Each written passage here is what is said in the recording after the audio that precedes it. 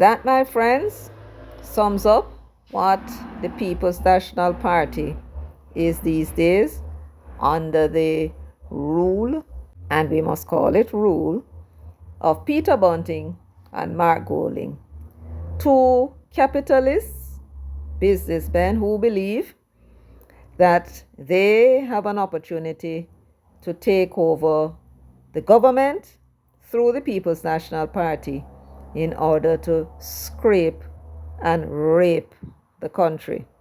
That's what they are about, in our view. They are not about you or me.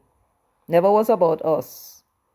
It was about them and those among their peers who put money together in order to take over the party. Why?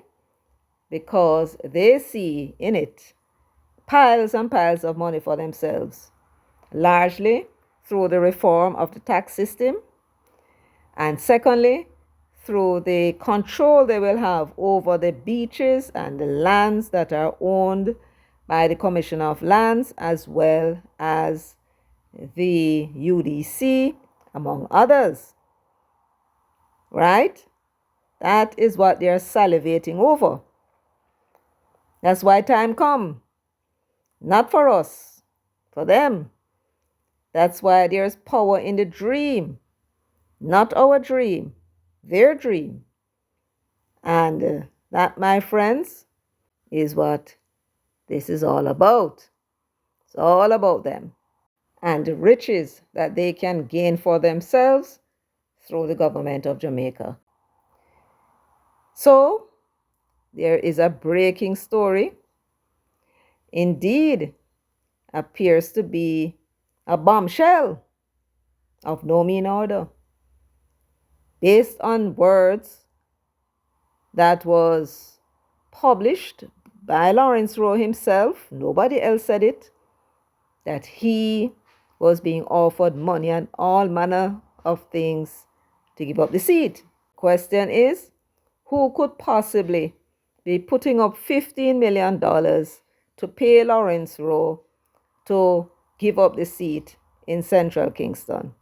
Well, old-time people would say, and a not na go, a sup na come. As soon as they confirm somebody in that seat, that will provide us with the answer that we need. In the meanwhile, let me pause to welcome everyone to Jamaica 411. Thank you all so much for joining me today, keeping me company as usual. For those of you who are here for the first time, welcome, welcome. Please remember to subscribe. Hit that subscribe button. Yes, it's at the bottom right, just below the video, and also the notification bell. And if you wish to leave your comments in the comment section, you're most welcome to do so. And as well as if you find this video interesting and you think others need to hear, go ahead please and share. And this is also true of my subscribers. Welcome all of you. I so appreciate your company. It's not funny. Yes, man, I appreciate your company very well. And you know the ropes. Please go ahead, give the video a thumbs up from now on, because you know when we get into this, you don't want me to be asking you to do so during the video. You don't have no time to that. You want to hear what I go on. Not true? Yes. So everyone, both the newcomers as well as my subscribers, please go ahead and give the video a thumbs up from now on. And I thank you all in advance. Great. Please remember also to share. Don't forget that. Very important. Wonderful. So now that you're back with me, let us now get down to business. So the first question you have for me is, who the dickens is this fellow, Lawrence Rowe? And is he related to the cricketer? Well, I understand no, but I don't believe that. If you look at this young man's eyes, you see the dead stamp of the cricketer Lawrence Rowe. So somehow or the other, they must be related. Aside from that, who is he? He is a young fellow, a PNP member. But I'm going to let him say a few words about himself, which is only fair to give him an opportunity to say something nice, because what we have to say about him from now on may not be so nice. So let us now turn to what it is that he says about himself and his background. So this is a report by Loop News. He's out. PNP to name new Central Kingston rep to replace Lawrence Rowe. And they reported on what he said in a post on Friday. And they said, in a post on his Facebook page on Friday, Rowe said he has committed himself to serving the people of Central Kingston for 2 decades through various avenues. His post detailed his upbringing, which he described as being challenging, as his family lived in a modest board structure without running water, electricity, or proper sanitary facilities. Rowe said his journey began in Almond Town on Arnold Road, where he lived before moving with his mother and siblings to Chancery Hall. From an early age, they're quoting him now, I learned the value of resilience and the importance of hard work, he said, adding that he went to his stepmother on weekends to sell clothing and other items at Mandeville Market when he returned to live with his father in Almond Town. Rowe stated that his educational journey was anything but smooth, and only a few of his peers have managed to overcome the odds and achieve success. For more than 2 decades, I have been committed to serving Central Kingston through community volunteerism and political advocacy. I have seen firsthand the struggles, hardships, and degradation that too many in our community endure daily. And with all that, I still see hope, Rowe stated. That glimmer of hope is what drives my mission to help the people of Central Kingston rise from the depths of poverty and embark on a journey towards peace, prosperity, and progress, said the then PNP Central Kingston candidate. This mission is far from complete, but I remain steadfast and determined to continue the work we have started. Together, I know we can build the Central Kingston we all deserve, Rowe concluded in his post. So that's what he said of himself. Paint a picture of struggles, living in a board house, without any sanitary convenience or so on. And one of the things about all of these persons who achieved well in their lives, when they talk about their beginnings and coming from board houses, there's one thing I think we all can recall from what they have said, their humble beginnings, that they were never hungry. They were never hungry. And that's the most important thing. Yes, living in a nice house is one thing. Living in a board house for a child don't mean a damn thing. As long as them tummy full and them happy. Not true? Yes, man. For those of you who would have come from such humble beginnings as well, happiness and what went on in the home was the most important thing. Of course, now that they want to come into politics, everybody now is trying to tell everybody that may I come from far. When I just come and go to school in my mouth. And that seems to be, well, the kind of thing you want to tell the people to show them that where you are now is not where you began, right? Trying to ingratiate yourself with the poor people is what that is about. So he, of course, threw out the same story like so many others before him. Now, the question is that I have to ask, given what he has said on Friday, and we will find out at what point he was told he will no longer be the candidate shortly. And therefore, maybe what I should do is pause what it is I'm about to say until we discover that. So let us now turn to Nationwide News Network. I like to go to them because they always have these little clips with the voices, and I like to play those. It makes the story more, human-like rather than just something that somebody just wrote. So let us turn to Nationwide now and see what they reported and when. Since we're still on the basis of knowing who is this Lawrence Rowe, let us begin at the beginning, so to speak. This report was made on the 16th of July 2023 by Nationwide News Network, Siobhan Campbell, and it's entitled Rowe Wins Bid to Represent PNP in Central Kingston. Nationwide News understands that the PNP's Lawrence Rowe has won a contest to be the party's standard bearer in the Central Kingston constituency. The runoff took place this afternoon. Rowe beat out his rival Patrick Sterling 273 votes to 168. If affirmed as the party's pick, he'll square off against incumbent Donovan Williams, who beat out Imani Duncan Price during the 2020 elections to replace retired MP and PNP's Ronald Thwaites. Now, that 273 votes out of the 441 votes that were cast, I don't know how many delegates are actually in Central Kingston, but that 273 votes represents 63% of the delegates, right? Now, for him to be pulled like this, 63% of delegate support is significant. For him to be pulled the way in which they pull him, this guy could cause a lot of problems. And I am telling you, if you go and listen back to Karen Cross, can't tell you which one of them, you'd have to just search to find it, where he was featured, right? This guy is one of the original risers, right? One of those troublemakers. And when Karen Cross went to the area to investigate to find out how it was that Imani Duncan Price lose that seat, how she managed to lose the seat, he was the one who figured very prominently in it, Lawrence Rowe, as a saboteur. According to Karen, some of the things that she was told is that they lay-weighted some of the runners who were supposed to pick up the voters and told them, you don't have to pick them up. They will make their way to the polling station.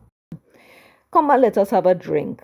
And them took the paper from them, the paper that's supposed to have the voters on them, and tell them, come and make that stay. And them have him the runners them a drink while the people are wait for them for come for them, a drink until 5 o'clock. Them say, all right.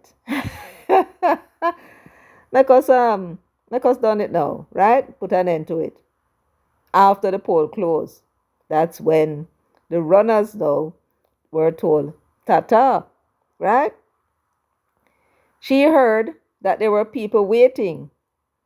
As a matter of fact, she was told, if I remember right, that the day before they had Imani walking with some of the same people in the constituency. And when Imani gone, the people came back to them and tell them, don't worry yourself, don't go vote.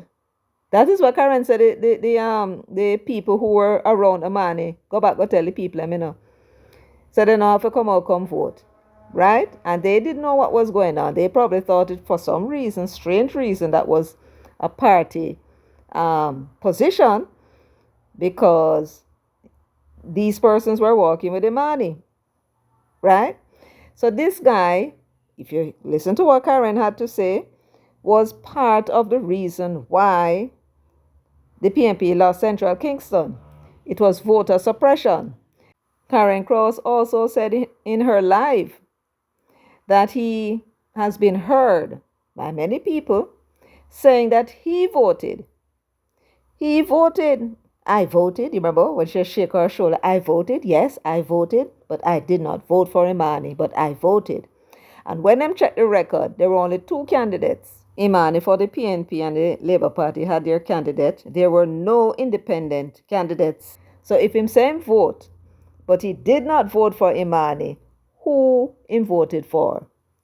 That is an expellable offense in the People's National Party. And yet, those risers led by Bunting and Golding allowed him to run in the same seat that him sabotage. And he won. And now, them looking to give him the boot. Well, this is a saboteur master. with 273 votes, 63% of the delegates supporting him. Is it likely that he will take this sitting down? Well, if he is offered sufficient money, perhaps he will and support the candidate that the PNP is putting forward, especially if they promise him other things as well. And we will come to that shortly. Let us now read what it is that Nationwide said. And their headline was PNP pulls Lawrence Rowe as caretaker for Central Kingston, dated the 11th of January 2025, which was yesterday. So according to Nationwide News Network, the opposition People's National Party, PNP, has removed Lawrence Rowe as its caretaker in Central Kingston. In a statement on Saturday, PNP General Secretary Dr. Dayton Campbell noted that the party's leadership has been meeting with Rowe and the constituency's executive during what he described as a period of transition. Now, that is implying that Rowe knew that they are going to replace him, and it is saying categorically here that the leadership has been meeting with Rowe and the executive. They never said who in the leadership. That would be Mark Golding, Dayton Campbell, the chairman, and any one of the vice presidents that would be making up the leadership. And I suppose that would also include Peter Bunting. So let us read on. The General Secretary has emphasized that the constituency's interests are paramount. You hear that? The constituency's interests are paramount. I need you to remember these words, remember them. The PNP has wished Rowe well in his future endeavors. They went on to say, our sources say the PNP's internal polling showed that Rowe was trailing the party in public perception in the crucial seat. This after he initially managed to win a majority of delegate support in the seat. When our news center contacted Rowe days ago, he was adamant that he remained the man that would represent the PNP at the next general election. So let us see if we can figure out what this is saying.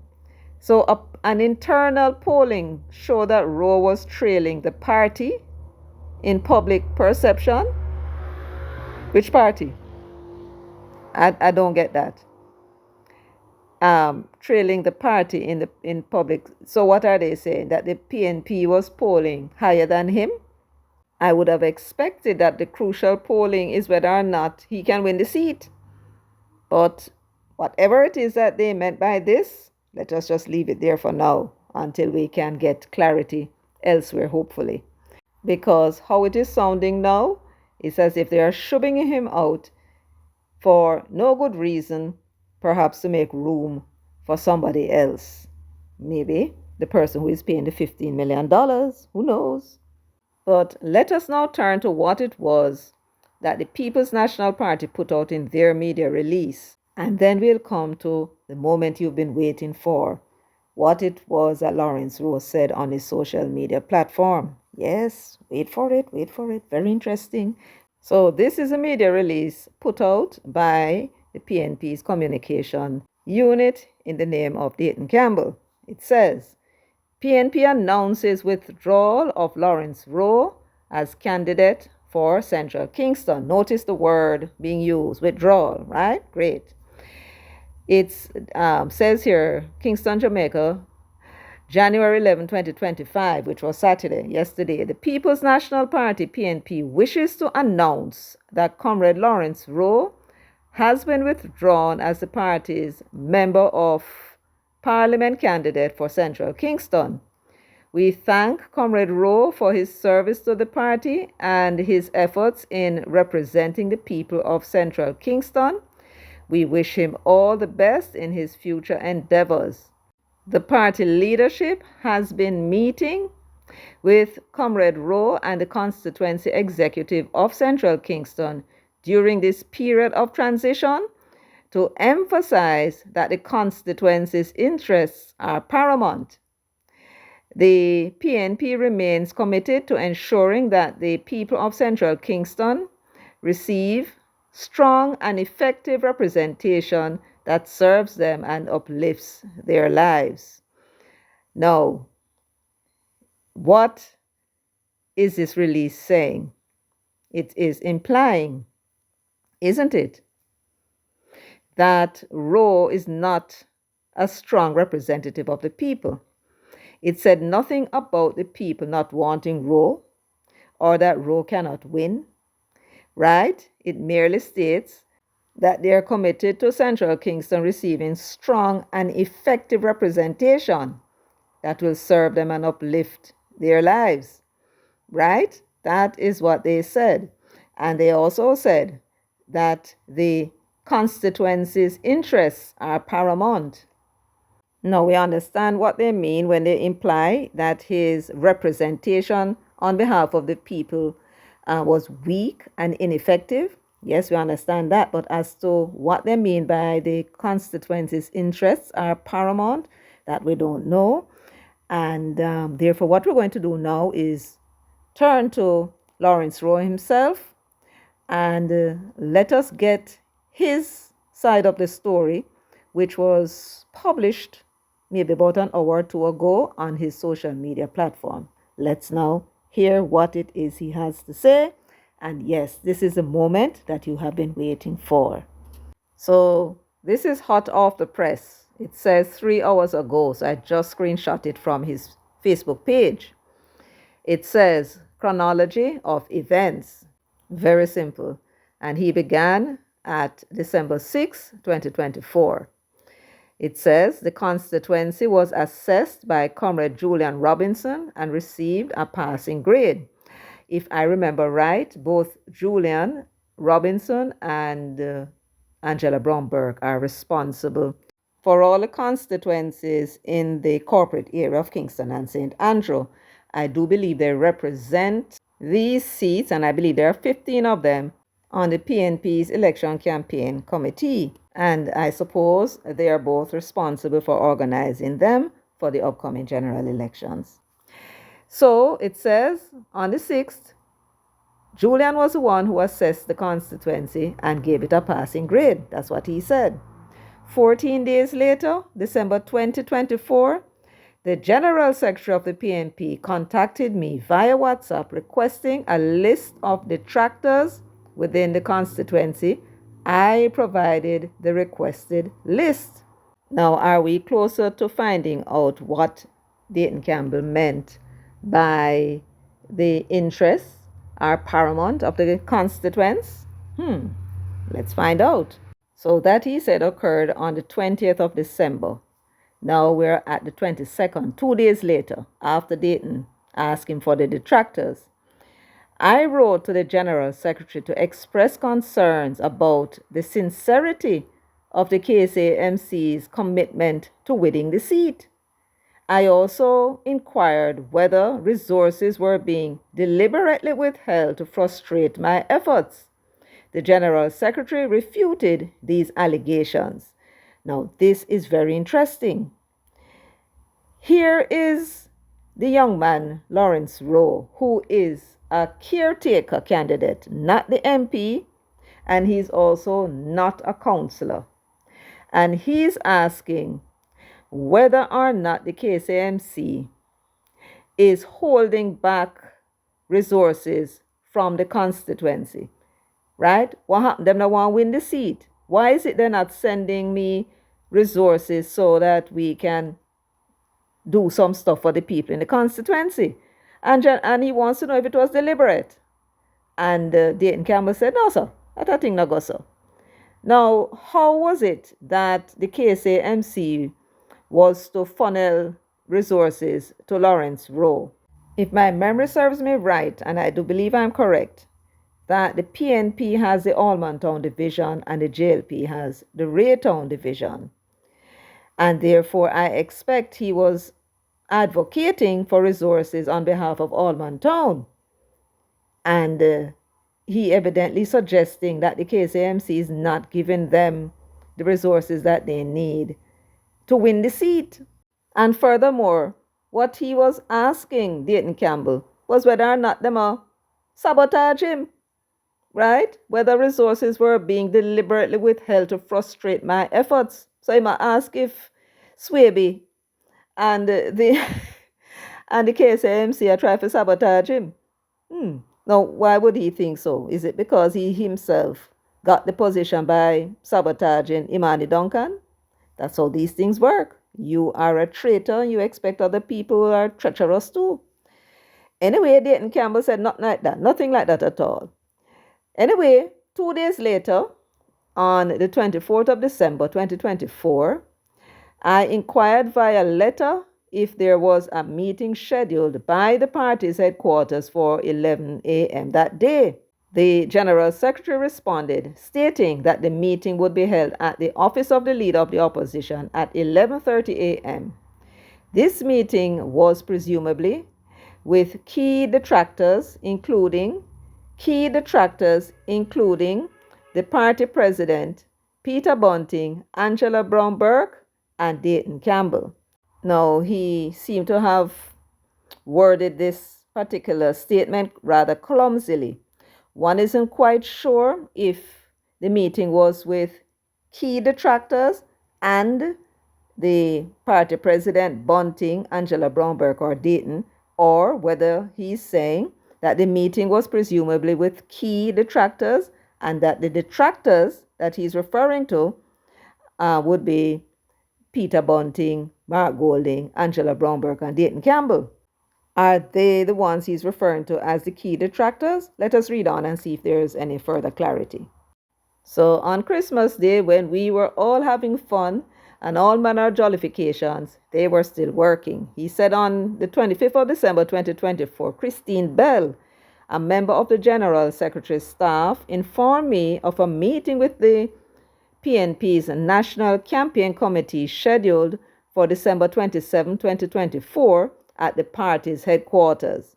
So, on the 27th of December 2024, I attended the meeting, which included Angela Brown Burke, Wensforth Skeffrey, and myself. So only three of them was in the meeting. Now, Wentworth Skeffrey, you will recall, is one of the PNP's representatives on the EOJ. It's him and Dayton Campbell as the General Secretary, right? And he's also Deputy General Secretary as well. And Angela Brown Burke, of course, is the chairman, and she is the one that is responsible with Julian Robinson for organizing the 15 seats in Kingston and St. Andrew, preparing them for the general election. All right? So Skeffrey and Angela and he met. He said, during this meeting, I was informed that the National Campaign Committee had collectively decided to remove me as the candidate for the general elections.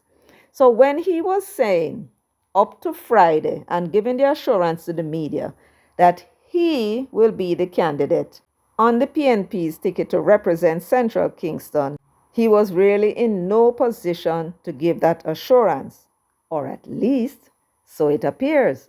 Let us read on. After this meeting on the 27th, the following day, which is December 28, 2024, in response, I tendered my resignation from the Deputy Shadow Cabinet.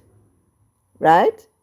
Yes. If that was known, that would have been a huge embarrassment for the party, but apparently it was hush hush. So, in vexation, he said he tendered his resignation from the Deputy Shadow Cabinet. All right, so what happened next? Well, 2 days later, on the 30th of December, I met with the General Secretary who attempted to negotiate my transition. You hear that? Let me read that again. 2 days after he tendered his resignation from the Shadow Cabinet, which is indicating his displeasure with being told that he will not be representing the party in Central Kingston, he met with Dayton Campbell, and Dayton Campbell attempted to negotiate my transition. In other words, they wanted to be quiet, just like how they probably did the same thing in East Portland. Why it was that the Colin Bell quietly went his way, we can readily assume that maybe that's what happened. We don't know for sure, but let us read on.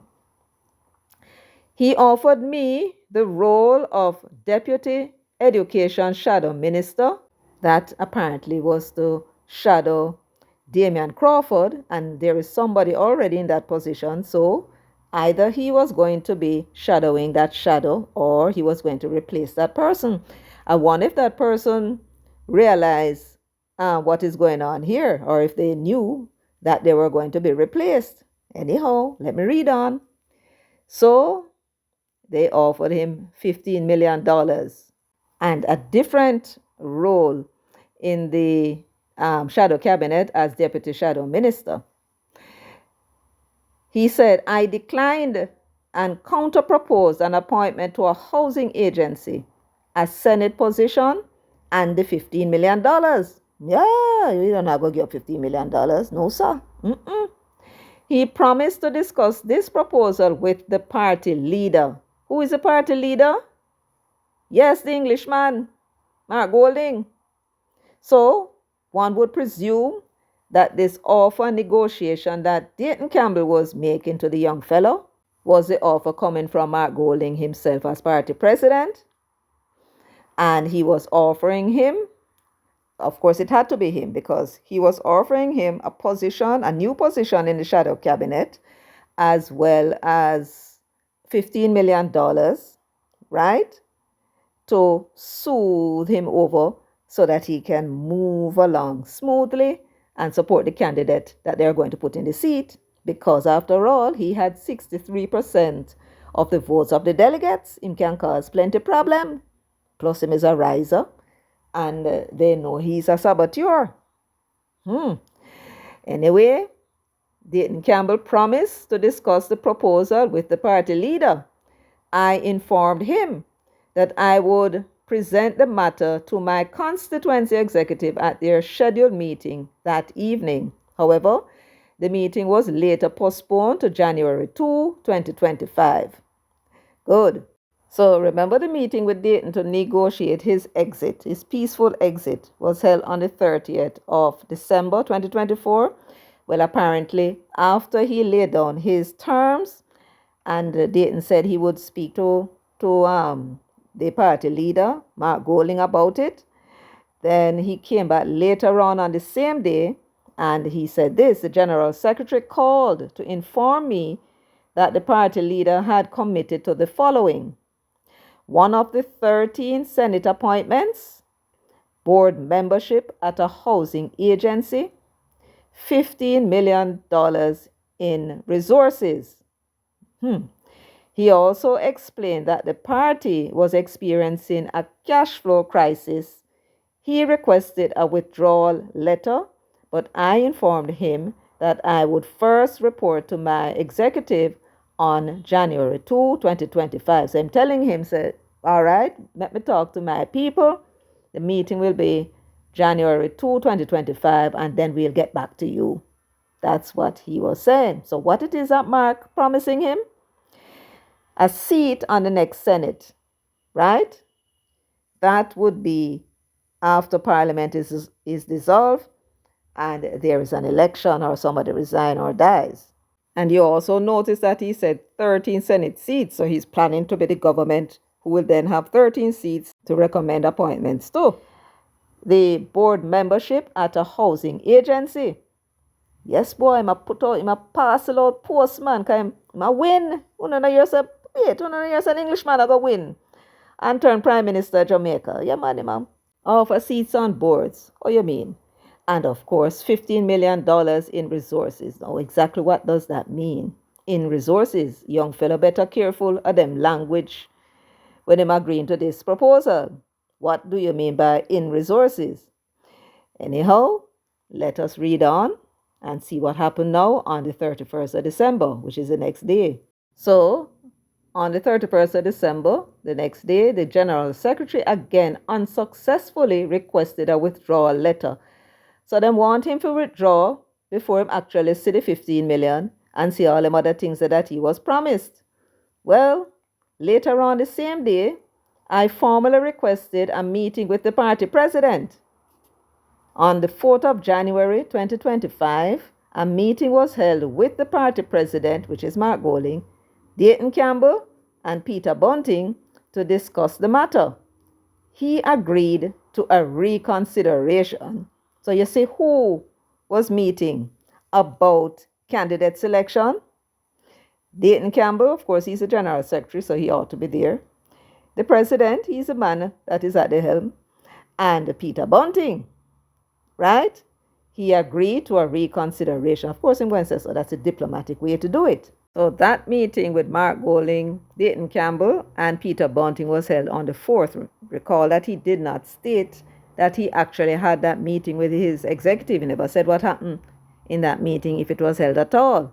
But what happened 4 days later, he's going to tell us. January 8, 2025, the General Secretary and Party Chairman, who is Angela Brown Burke, she is a party chairman. And of course, we know that Dayton Campbell is the General Secretary, right?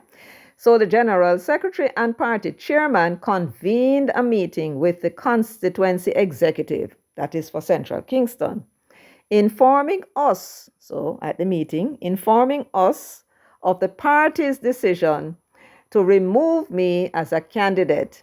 During the meeting, I reminded the General Secretary that veto powers are vested in the party leader and that I was awaiting his decision following further soundings. Now, of course, he's using back Dayton's words to him with this false notion that somehow the party president of the People's National Party has veto powers. He has no such powers. That will only occur under certain circumstances. But since Dayton Campbell gave him veto power, and you will recall that it is this alleged phantom veto power that was used to get Alfred Dawes in that Southeast St. Catherine seat to represent the party in that seat. Yes. So the young fellow is using it back at him. Remember, I said the party president have veto power, you know. So he promised me, say, go come back to me and tell me what his decision is after further soundings. So that Mark must have tell him, say, what we're going to do, we're going to sound out the people them down there and see what them think, and then I will make a decision. That's obviously what he promised him on the 4th. January 10, which was 2 days after that, the party president officially informed me of his decision to withdraw my candidacy. So, poor thing. He never know that when Angela and Dayton came to them in that meeting to tell them that they might withdraw him, that was Mark's decision, right? But he wanted to hear it from the president himself. And so 2 days later, he was told that they have made a decision not to have him in that seat. They're going to withdraw him. January 11, which was the day after, the General Secretary issued a public release confirming my removal as a candidate. Now, that would have been avoided. That's why they wanted him to write the withdrawal letter himself. Then they would publish that he has withdrawn, and then they would name whoever it is that them name and then thank him for his service. But he decided that he want that seat, he work for it, and he has the support of the people and whatever other else reasons that he would, feel that, he want that seat. Now, one of the reasons why I read his biography of himself is because we wanted to know just how far in life he's coming from. He was not born with a gold spoon in his mouth. He struggled and built himself and was looking forward, having sabotaged the seat to get out Imani Duncan to represent the seat himself. In other words, this is a young fellow who upward mobility is very important too. And evidently, he can't seem to find anywhere else other than in politics to achieve that upward mobility.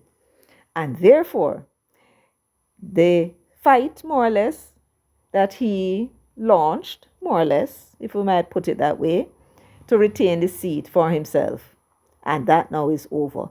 So it was on Friday that Mark Golding told him that he's not going to go forward, they're going to withdraw him, and Saturday then put out the release. The question is, my friends, how is he going to respond?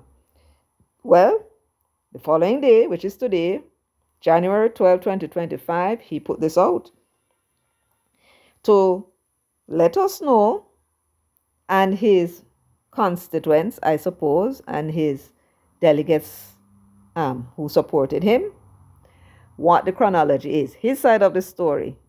But in revealing his side of the story, he revealed some other things too, which may well be very embarrassing to the party or may not, depending on how people look at it. I mean, buying seats for $15 million. Who was putting up that money?